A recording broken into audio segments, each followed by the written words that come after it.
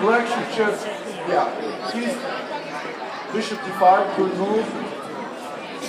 5:20 against 22 seconds, but they're moving very quickly now. Let's see the board position. We know what's going on. We know he only has 22 seconds left. I mean, 5 seconds delay is a huge help, but he's using this anyway. Now the knight has dropped back, no tricks anywhere. Bishop c4, oh, now a threat right here on the square, maybe just f3 or queen g3 is playing very solid to deal with that. Rook c8 now is a good move for black. Yeah, it's important for him not to create threats for black, but instead just putting more pressure. Not like bishop c4 would be not a good move to play. And he just moved his king over to g8, and we get this view of the board, and we get to see the players for the first time on screen.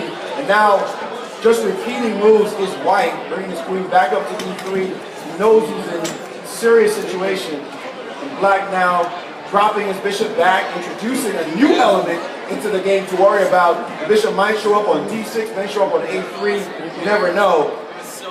And now f3 has been played, and that seems to encourage bishop to d6. And now what? Queen to h4, a threat on the rook, watch out, alert. And he has dropped his bishop back to e7 to guard against it. Queen has now dropped back to f2. And only 10 seconds on the clock, ladies and gentlemen. 10 seconds to 5 minutes. Woo! If white survives this, he deserves. He deserves. 8, 7. Let's see the board. He's only down to 6 seconds. Got a 5-second delay. But how's he going to make it out of this one? And it looks like he's just dropped a pawn with his last move. 92 to remove J-pawn, but instead black played a different move very quickly there. Now the knight gets to go to G3. Not the best sequence. Now the threat to the pawn on f4. Rook defending it, but bishop c4. And suddenly black's going to win a pawn back for sure with a better position. What move did he play? He played his knight back to e2. And now hovering, and he's taking the pawn on a2. And now black has a passed a-pawn. And white with only 6 seconds to play the queen to h4. No threats at all, that move. So we'd expect the bishop to just drop back and then start pushing this pawn. I don't think black's any worse at all now. Black has got more than compensation. And here the a-pawn should just start. Now he's playing bishop back to e7, chasing the queen. And white is just helpless against this barrage.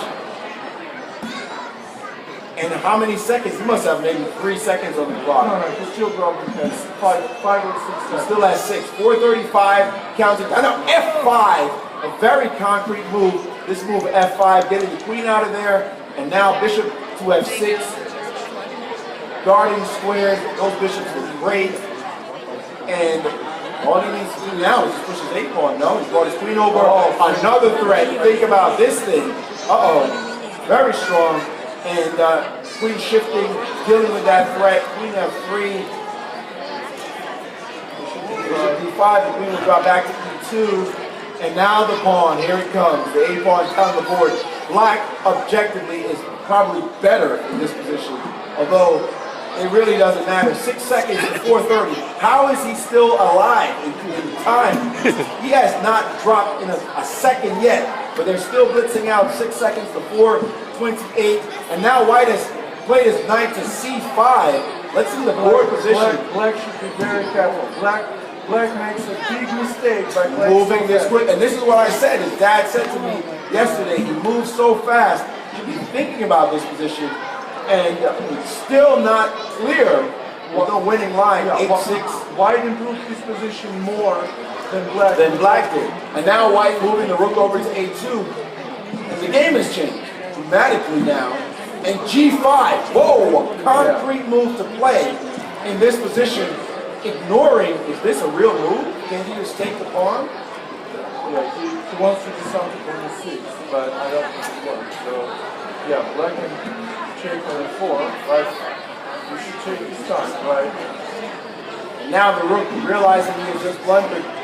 Still, 4-11, black has won yet another pawn, but it's still a ways to go to complete this position. And now the bishop to h4 attacking the rook. The rook will have to find the square. He's plumped it on the e5 square. And does he still have 6 seconds? Maybe he has 5 seconds after playing 20 moves. He has 5 seconds instead of 6 seconds. Delay. I know, I understand, but this delay has been okay for White for sure. And this move, knight to b7, attacking the rook.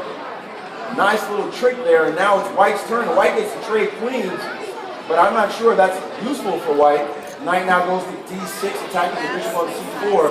What is going on here? He still has 6 seconds on the clock. He's lost no time, and he's also threatening knight takes on f5 as well. But this a-pawn seems like the real beast in the game. We're at move 61 and counting. The bishop dropping back. Rook dropping back to f1 now, trying to deal with this pawn. Again, we have this threat in the position, but he's now played this move. But knight f5, and there it goes. Knight f5 has indeed happened. Oh, and he's giving up the exchange. G should take on e5. And the whole game has changed yet again. G takes f3, and Black is going to try to use this pawn, but White can go get it. White will now capture the pawn, and White is back in the game, maybe even winning. No, winning. White is suddenly winning with 6 seconds. He hasn't lost a second, and this is exactly what his dad. And that doesn't help at all. This check only helps White. White now has a concrete pass pawn, which will start to steam down the board any moment now. This is what a turn of events. Completely winning for White, chasing the bishop. The bishop has to back up, and now you can just push the pawn. He'll win easily. White will win easily. So, Black. Now he's about to lose his bishop. Bishop move, plays check, the king move, and he pushes the pawn. I don't know why that check was played. That complicated the game slightly, but still, queens, takes, and that rook should be able to come back. All right, we are going to be announcing the trophies for the 6th And grade hello, we get the non-rated. position back. And now we're back, rook check, and the king, and this is just easily winning. Black is dead in the water. Even if White gets 1 second left. Black is dead. Now rook to g4 we do it, he played check, now rook up, will definitely win the game. If he plays, he's probably looking for mate, bad time to do that. Right. Now take the pawn, he's got to watch out for stalemates though. King d1. King up, and now he just needs to get behind that pawn, check, the king moves, move behind that, and he moves, push your f pawn, he's taken, now he's just going to get a queen, and White went from losing to winning. What a turn of events, it's incredible. Just as the dad said to me yesterday, and now he's resigned, and Jonathan Clinton is the champion of the 12th annual Green City Classic. Gregory, he's a magician. The kid's a magician. How did he pull that off? You had to see that to believe it.